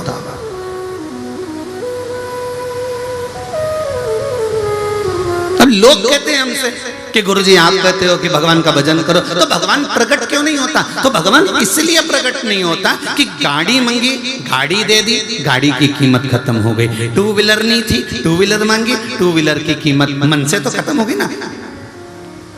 रानी हार था, नहीं था, रानी हार मंगवाया, बड़ा हार मंगवाया, चूड़ी मंगवाई, नहीं तो पीछा पकड़ के बैठी थी, ये मिल जाए, मिल जाए, मिल जाए, कितना अच्छा लग रहा है, एक बार तो दिला दो, और दिला दिया। फिर उसकी कोई कीमत नहीं है, वो पड़ा हुआ है, वो पड़ी हुई है, वो वॉशिंग मशीन, वो फ्रिज, वो मकान, वो गाड़ी, वो बंगला, सब पड़ा हुआ। फिर कोई नई आसक्ति आ गई, अब ये चीज मिल जाए, वो चीज भी मिल जाती है, फिर उसकी आसक्ति खत्म हो जाती है। अब इसमें कोई मन नहीं है, इसमें कोई आनंद नहीं है। उसी तरह शिव महापुराण की कथा कहती है कि भगवान प्रकट क्यों नहीं होता? भगवान ने कहा तूने पूजन अर्चना करी और मैं प्रकट हो गया, तो तेरी मुझे पाने की आसक्ति फिर खत्म हो जाएगी, फिर तू मुझे पाएगी निश्चित। इसलिए भगवान चाहता है कि यह आसक्ति आपके भीतर, परमात्मा को पाने की आसक्ति आपके भीतर प्रकट रहे।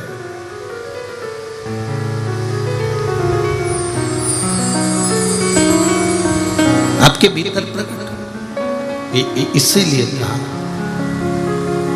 शिव अर्चना का सुख ही दूसरा।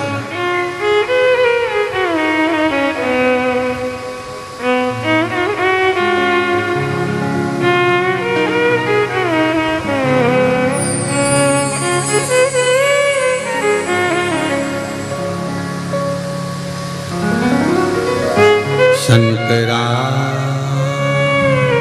शंकरा गौरी गौरी शंकरा, हे शिव हे हे अविनाशी, हे शिव करुणा करने वाले, हे दाता आप करुणा करिए। तो जो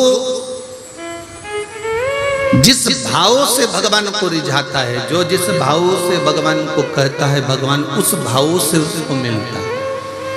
भगवान प्रकट कभी नहीं होगा, भगवान तुम्हारे सामने आएगा कभी नहीं, पर यह निश्चित है कि तुम्हारा भगवान काम कर कर चले जाए। एक पत्र आया, देखिए।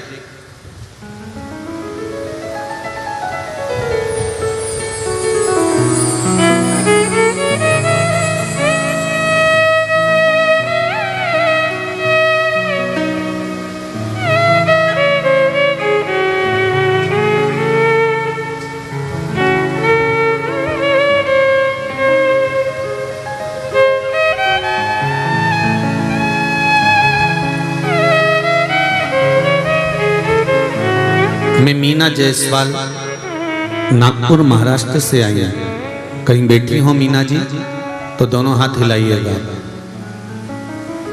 खड़े होकर दोनों हाथ हिलाइए। जहां भी कहीं बैठे हो तो हाथ हिलाइए। आप ही हैं, दोनों हाथ हिला दो एक बार। हर हर महादेव। मैं मीना जायसवाल नागपुर महाराष्ट्र से आई हूँ गुरुजी। हालांकि मैं 12 अगस्त 2022 को मेरी बहन और उनका परिवार अयोध्या दर्शन के लिए गए थे। वहां से 14 अगस्त 2022 को हम नेपाल पशुपतिनाथ दर्शन को जाते समय रास्ते में मेरी बहन की तबीयत अचानक खराब हो गई और वो बेहोश हो गई।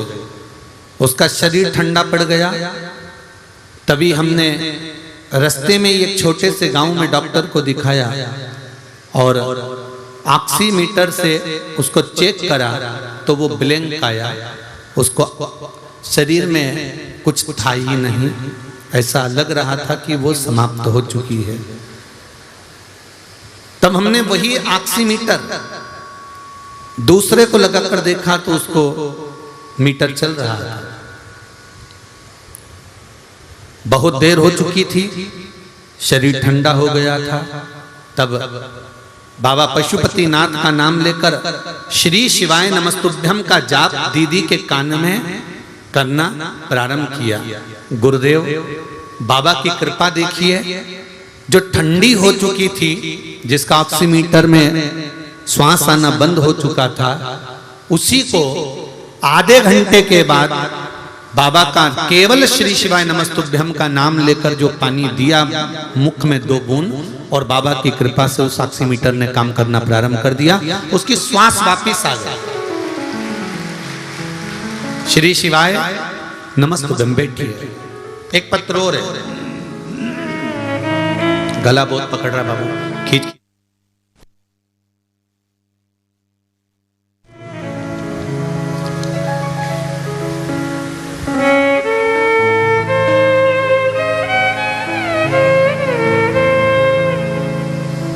मैं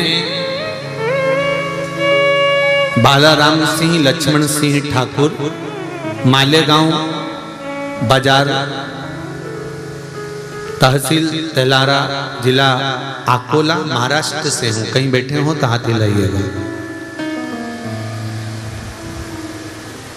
दोनों हाथ हिला दो। ऊपर चढ़े हो कोई बात नहीं। राधे। श्री शिवाय नमस्तुभ्यम। गुरुजी, श्री शिवाय नमस्तुभ्यम मंत्र की क्या महत्वता है। मेरा पोता जिसका मैंने फोटो लगाया है, फोटो भी भेजा है उन्होंने, ये पोते का फोटो है।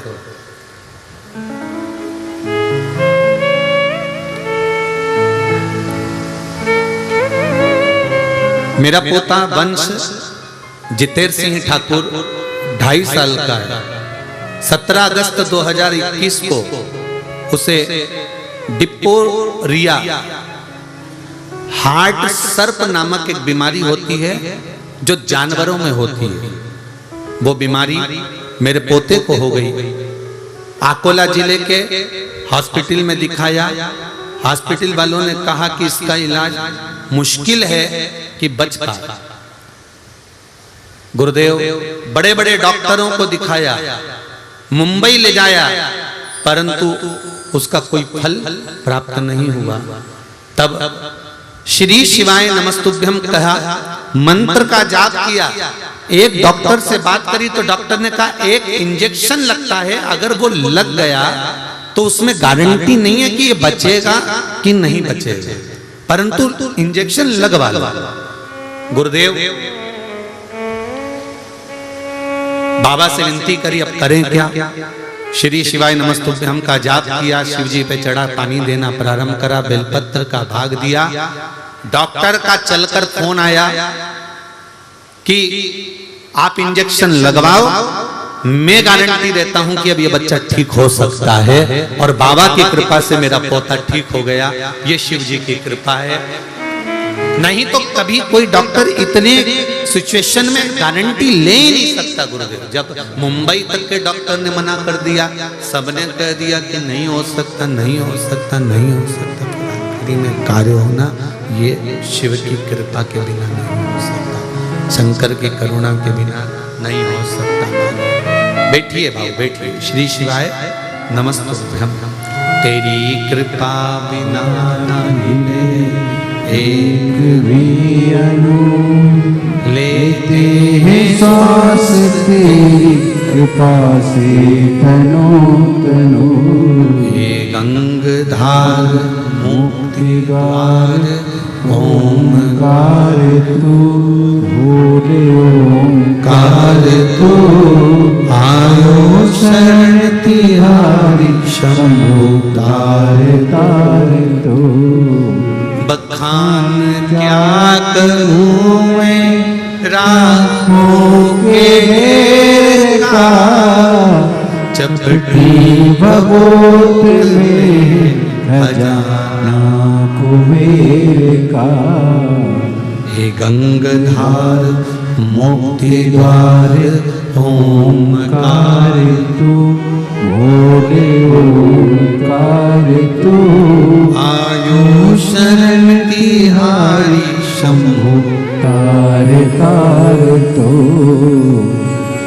भगवान शिव का स्मरण, शिव भक्ति का मंत्र जाप कोई साधारण नहीं होता। हम तो आप लोगों से भी कहेंगे, हिंगोली वालों से भी कहेंगे, जितने लोग हिंगोली के यहाँ कथा श्रवण कर रहे हैं और जितने लोग आस्था चैनल पर, फेसबुक, यूट्यूब पर ये हरतालिका शिव महापुराण की कथा को सुन रहे हैं, ध्यान से श्रवण करना। मेरा बाबा, आप जिस भाव से शिव महापुराण की कथा में जाकर बैठते हो, जिस भाव से भगवान का भजन करते हो, ये निश्चित है कि 3 महीने में मेरा भोलेनाथ आपकी झोली भर ही देगा।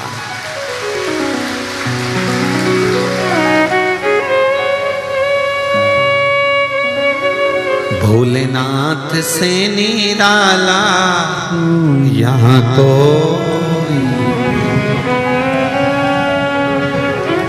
कोई नहीं रे, यहाँ कोई नहीं,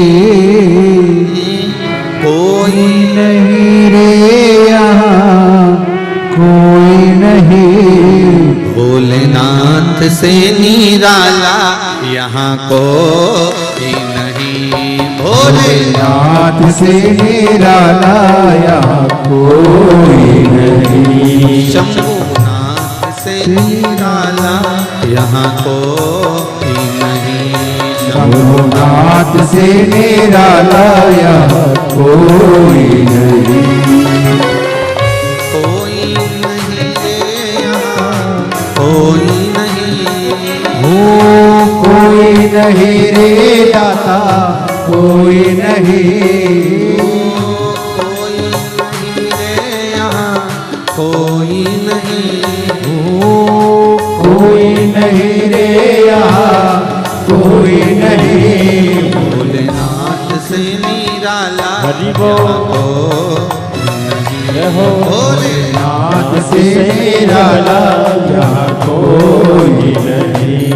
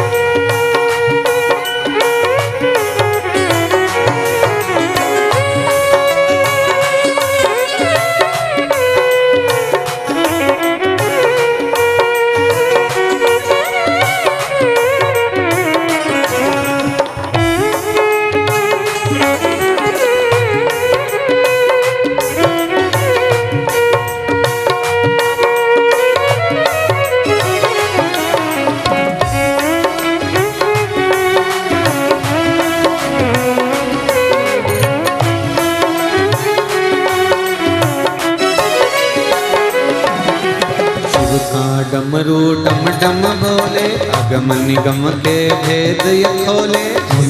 डमरू डम डम बोले अगम निगम के भेद ये खोले।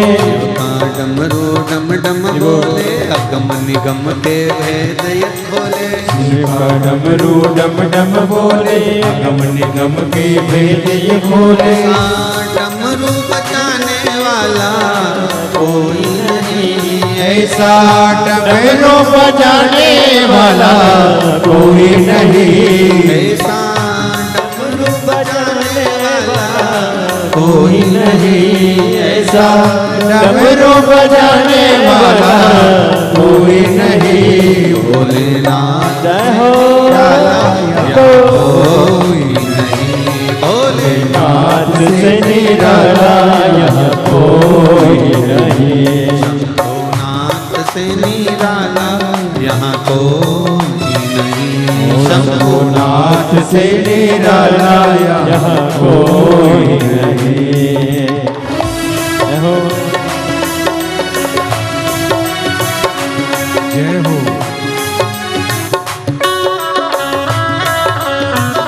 हो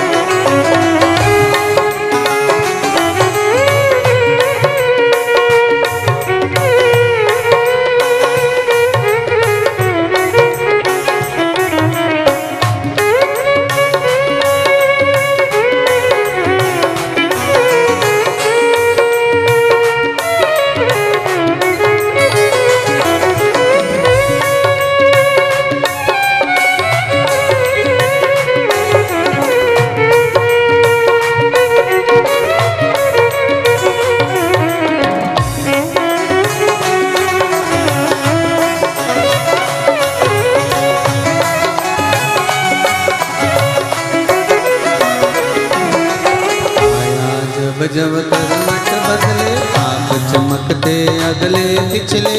आया जब जब करवट बदले आप चमकते अगले पिछले। आया जब जब करवट बदले आप चमकते अगले पिछले। आया जब जब करवट बदले आप चमकते अगले पिछले। योग जगाने वाला कोई नहीं। ऐसा जोत जगाने वाला कोई नहीं।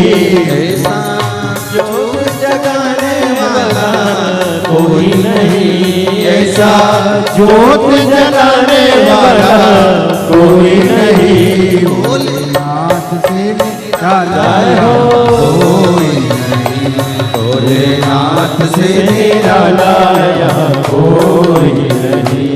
मेरे बाबा से निराला यहाँ कोई नहीं। मेरे बाबा से निराला यहाँ कोई नहीं।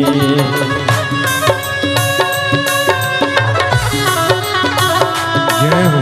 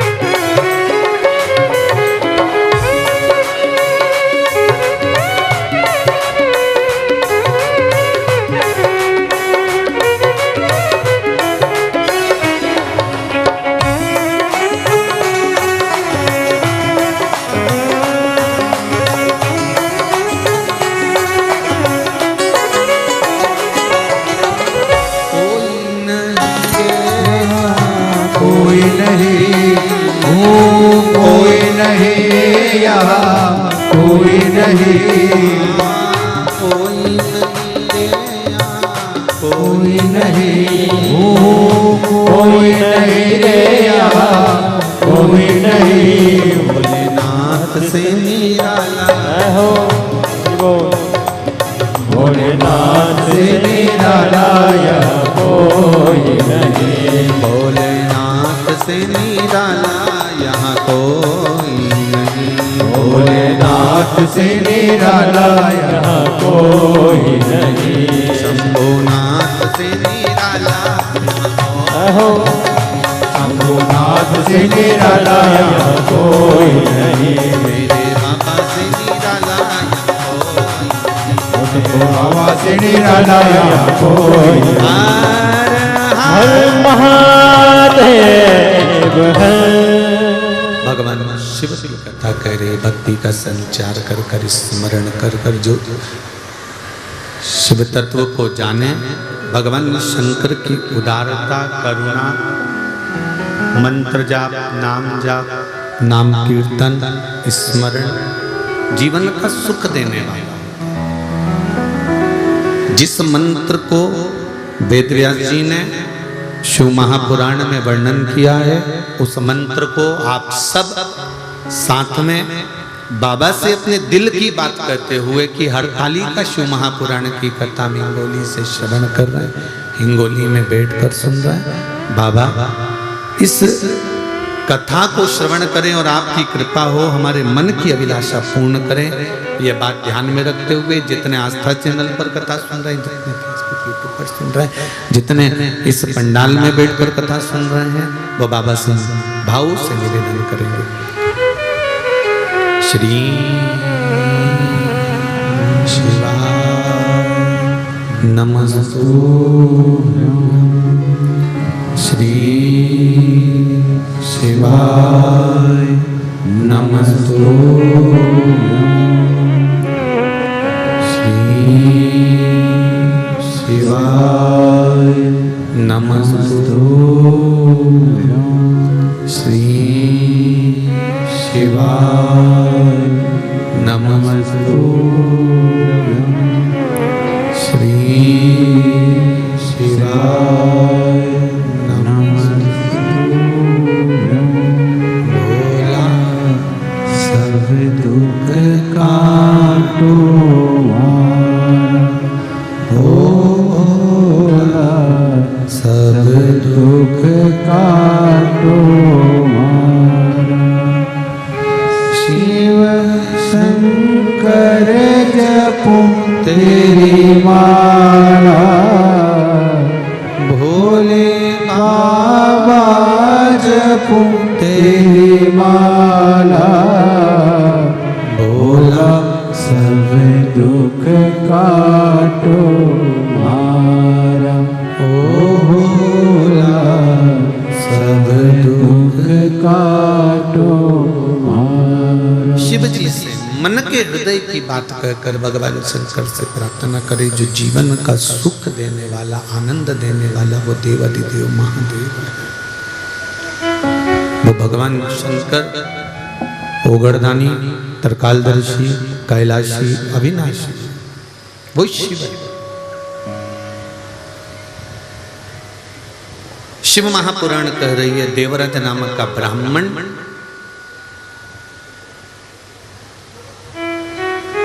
एक वैश्या का संग पाकर अपने जीवन को नष्ट कर।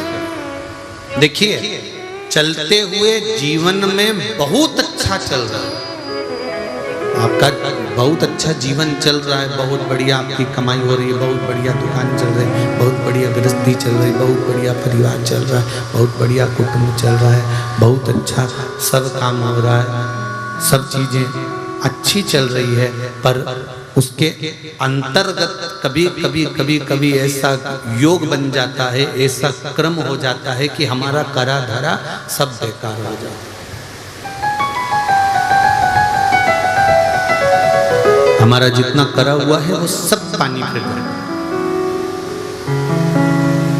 25-50 लाख रुपए तुमने कमा लिए, इकट्ठे कर लिए, बैंक में भी आ गए, बहुत कुछ तुमने प्राप्त कर लिया, पर कई बार तुम जब और अच्छा करने का सोचते हो ना कि ये मैं और कर लूंगा, और तो तुमने फिर कई विचार करा कि ये काम करता हूँ कि मैं डब्बे का काम कर लेता हूँ, ने शेयर मार्केट का काम कर लेता हूँ, फ्री तो बैठा हूँ घर में से ही कर लूंगा।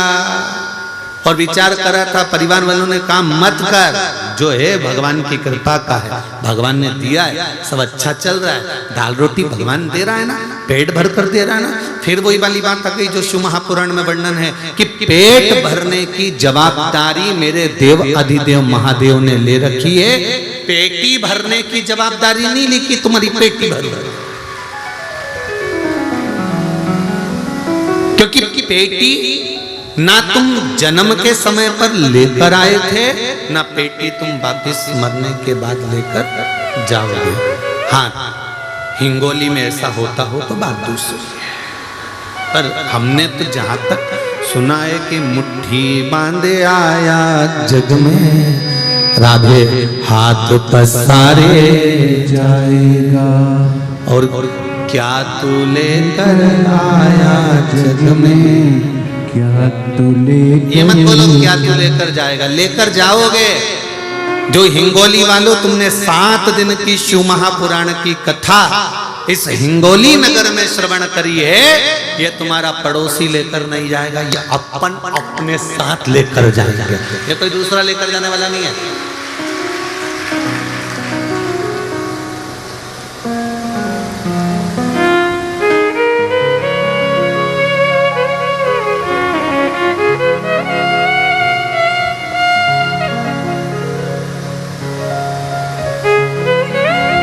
एक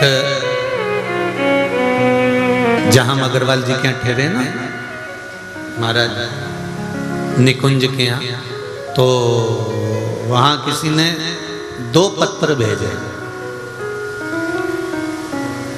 सामने टेबल पे रखे होंगे, उसमें एक पत्र में लिखा है कि कोई बीमारी थी तो उसका वर्णन है, और दूसरा पत्र में लिखा उन्होंने कि गुरुजी से ये पूछना है कि बचपन में पुण्य कमाना चाहिए कि जवानी में पुण्य कमाना चाहिए कि अधेड़ी में पुण्य कमाना चाहिए कि बुढ़ापे में पुण्य कमाना चाहिए। बोलो रे हिंगोली वालों, तेरा क्या होगा रे कालिया,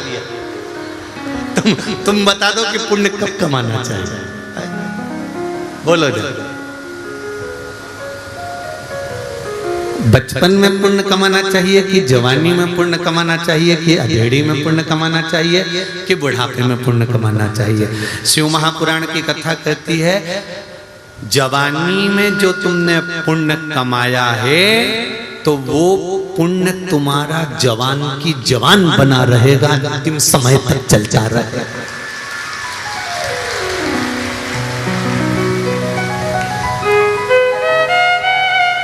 तो क्या हम संत बन जाएं, साधु बन जाएं, घर छोड़ दें, परिवार छोड़ दें कि कमाना छोड़ दें?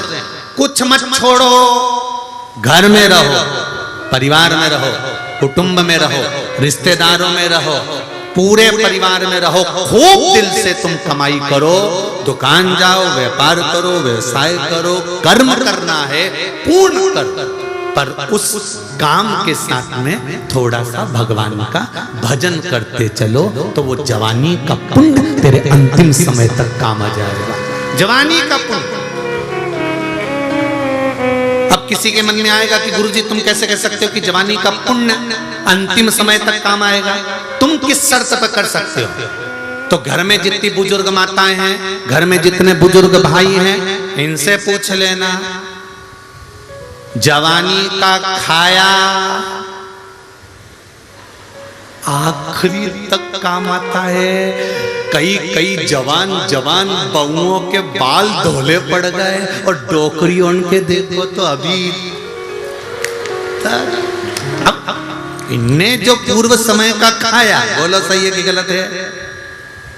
ये जितनी वारकरी संप्रदाय की जितनी यात्रा निकलती है ना पांडुरंगा विठल के नाथ जाने के लिए, जितनी भी मेरे निकले, जितनी यात्रा निकले, इसमें जवान माताएं या युवान बहन भाई तो बहुत कम रहते हैं, सब डोकरे डोकरी रहे। तो कई लोग इनको देख के आश्चर्य करते हैं कि बताओ 75 साल की, 50 साल की, 40, अभी कथा थी परली बैजनाथ में, एक 75 साल की माँ 7 दिन तक एक जगह पर खड़े होकर कथा सुनती रही। आपने टीवी पर भी देखा होगा उसका, 75 वर्ष की आई।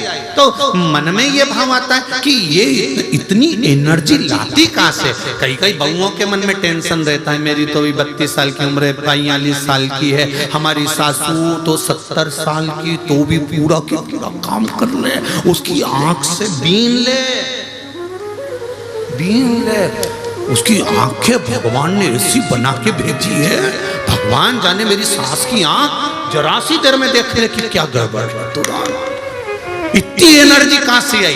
तो के ये साधारण नहीं है, जो घी पहले खाया है वो बुढ़ापे में दिख रहा है, बुढ़ापे में दिख रहा है। तो यही शिव महापुराण की कथा कहती है कि बचपन का पुण्य, जवानी का पुण्य, अधेड़ी का पुण्य, कि बुढ़ापे का पुण्य, कहाँ का पुण्य काम आएगा। तो कहा जवानी में परिवार के साथ रहो, कुटुंब के साथ रहो, बच्चों के साथ रहो, पत्नी कुटुंब परिवार के साथ में रहो, और उनके साथ रहते रहते भगवान का भजन करते चलो, तो ये अंत समय तक काम आएगा। जो किया वो अंतिम बिंदु तक काम।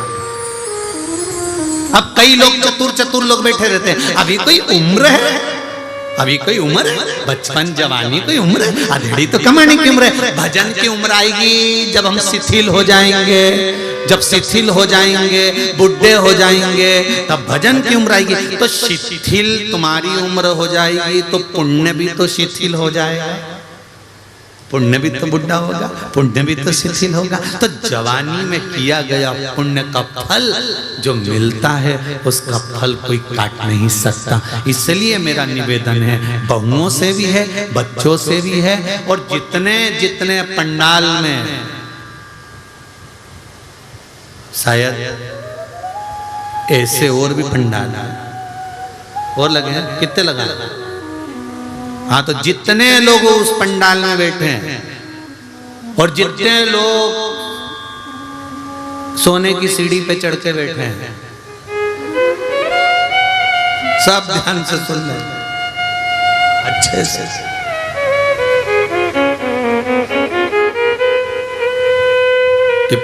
पुण्य कमाई करो, दुकान जाओ, व्यापार करो। कभी इस व्यासपीठ से हमने कभी ये नहीं कहा आपसे कि आप अपना कर्म मत करो, बोला कभी? हमने एक ही बात बोली, खूब काम करो, खूब कमाओ, दिल से कमाओ। तुम कमाओ, किसी को दान करो मत करो, किसी को दो मत दो, पर अपनी कमाई का थोड़ा सा अपने ऊपर भी खर्च करो, जिससे तुम्हारा जीवन अच्छा रहे, तुम्हारा जीवन अच्छा रहे। कमाया कमाया कमाया कमाया, आखिरी में यहीं छोड़ के चले गए। तुम गए, वो 12वें के दिन नुक्ती, पूड़ी और चने की सब्जी खा रहे।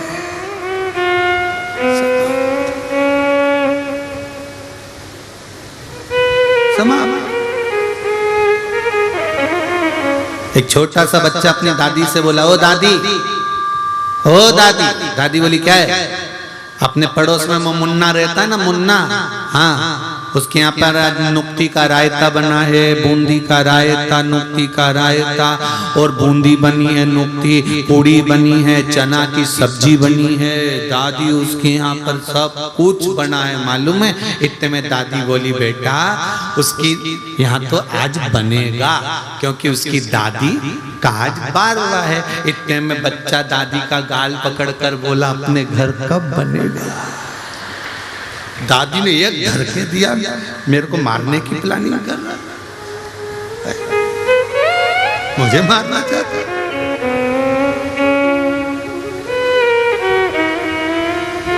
कौन मारा? झूठा है संसार हमने देख लिया, सब मतलब के यार हमने देख लिया। झूठे नाते झूठे रिश्ते, झूठे नाते झूठे रिश्ते, झूठा है संसार हमने देख लिया।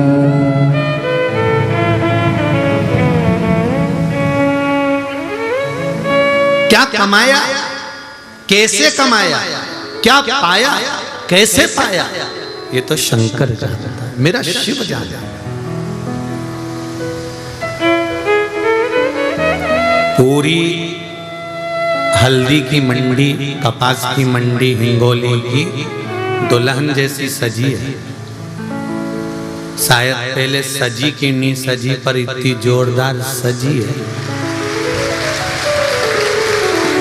इतने व्यापारी यहाँ पर से व्यापार करते होंगे, इतने व्यापारी यहाँ से व्यापार करते होंगे और ढेर सारा काम यहाँ से चलता होगा, पर 7 दिन सारे व्यापारी और हिंगोली नगर के कई व्यापारी लोग अपने अपना शटर गिराकर दुकान मंगल कर 3 घंटे की कथा सुन रहे हैं। उनसे निवेदन है, तुम टेंशन मत लेना, 7 दिन तुम इसको दो, 7 दिन के बाद वो क्या देता है वही जान सकता, फिर उसकी मर्जी।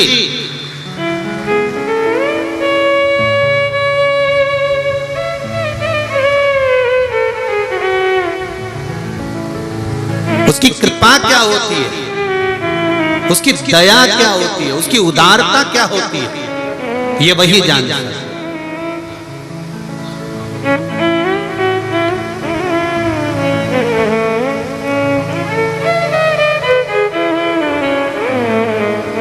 एक कथा में कोई बैठे हैं परली बैजनाथ से आए हुए, उन्होंने व्हाट्सएप पर मैसेज भी डाला